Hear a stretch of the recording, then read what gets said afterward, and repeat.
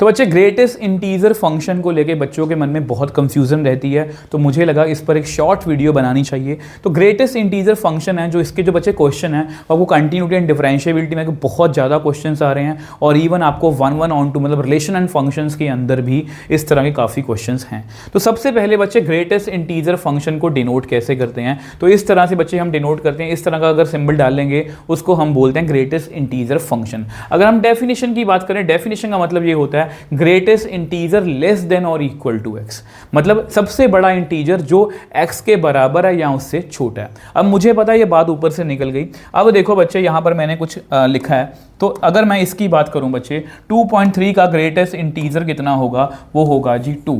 इसका कितना होगा 2, इसका कितना होगा 2, इसका कितना होगा 2। सर ये कैसे लिख दिया, अब ध्यान से इसको समझने के लिए इसको ध्यान से देखो बच्चे। 2.3 जो है वो अप्रॉक्सीमेटली यहाँ पर कहीं पर होगा। 2.3 खुद एक इंटीजर नहीं है, 2.3 खुद एक इंटीजर नहीं है, तो उसके देखो 2.3 इंटीजर नहीं है, तो अगर वो इंटीजर नहीं है तो उसके पीछे जो खड़ा है, उसके पीछे कौन खड़ा है, सबसे बड़ा इंटीजर 2। उसके पीछे बहुत सारे इंटीजर है, 1 भी है 0 भी है, बट सबसे बड़ा कौन है 2। तो इसका आंसर कितना आएगा 2। 2.5 यहाँ पर होगा, तो उसके वो भी इंटीजर नहीं है, बट उसके पीछे कौन खड़ा है 2। 2.9 यहाँ पर सपोज यहाँ पर कहीं पर होगा। 2.9 जो है वो खुद इंटीजर नहीं है, बट उसके पीछे कौन खड़ा है 2 खड़ा है। तो सेम वे से अगर हम 2 की बात करें तो 2 खुद एक इंटीजर है, तो उसका आंसर 2 ही आएगा।